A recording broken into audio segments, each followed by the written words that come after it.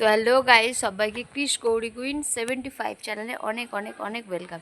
তো ভাবছো যে ক্রিস একা একা রোদ্দুরের মধ্যে কোথায় বেরিয়েছে, তাই তো? ক্রিস এখন বেরিয়েছে একটা খুব ভালো একটা জায়গায়। সেটা কোথায়? তো চলো দেখতে থাকো। এই দেখো, আমি আমার বাবুটাকে নিয়ে নিয়েছি, ঠিক আছে, নিয়ে এখন যাচ্ছি খুব ভালো একটা জায়গায়। তো চলো দেখতে থাকো যে আমি কোথায় যাচ্ছি। বন্ধুরা চলো, আমি চলে এসেছি কোথায় বলো তো? এটা তোমরা কি কেউ চেনো? এটা হচ্ছে বিপত্তারিণী চণ্ডীবাড়ি, ঠিক আছে। তো এখানে আমি আগে প্রায় আসতাম। এটা আমাদের অনেক পুরানো মন্দির, মা কালীর মন্দির বলতে পারো।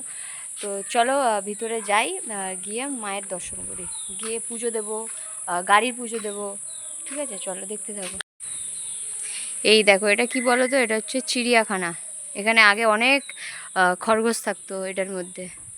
আর এই দেখো, সবাই এখানে গাড়ি টাড়ি রাখে। আর এটা হচ্ছে পুরোটাই আর কি মন্দির।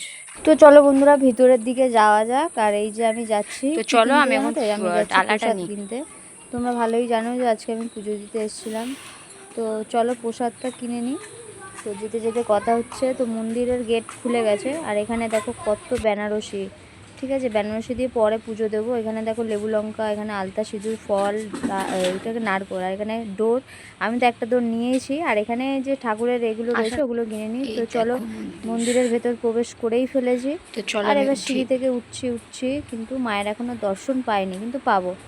আর একটা ধাপ অতিক্রম করতে পারলেই আমি মায়ের দর্শন পাবো। আর তোমাদেরকেও আমি দেখাচ্ছি যে আমি কোন মায়ের মন্দির এসেছি। এটা হচ্ছে আমাদের রাজপুর সোনারপুরে বিপত্তারিণী। ওই দেখো মা মায়ের মন্দির। তো চলো, এখন অবধি কেউ আসেনি, ফার্স্ট পুজো আমি মনে হচ্ছে দেবো। তো আমি অনেক ফার্স্ট চলে এসেছি স্নান টান করে।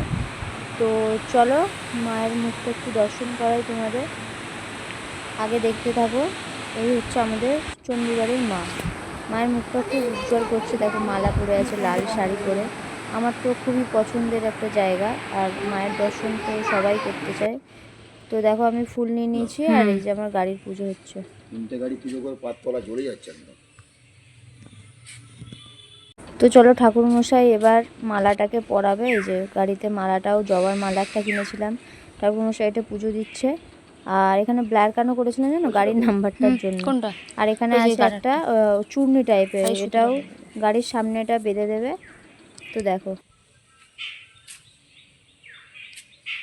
তো হ্যালো গাইজ, দেখতে পারলে যে আমার গাড়িটাকে ঠাকুরমশাই পুজো করে দিল। আর এটাকে দেখতে পাচ্ছ, এটাকে লক্ষ্য করেছে? এটা হচ্ছে গাড়িতে একটা জিনিস, শৌখিন জিনিস লাগায়। আর এটা আমার বহুত দিনের ইচ্ছা ছিল যে আমিও এরকম গাড়িতে লাগাবো। তো ফাইনালি আজকে আমি এটা কিনে লাগিয়ে দিলাম। আর এখানে এটা বিক্রি হয়, ঠিক আছে। তো আমি ফাইনালি এটা লাগিয়ে নিলাম। পুরোহিত মশাই এখানে জবা ফুলের মালা দিয়ে পুজো টুজো দিয়ে দিল, ঠিক আছে। আর এখানে আমার দেখো লেখা আছে মহাকাল, এখানে লেখা।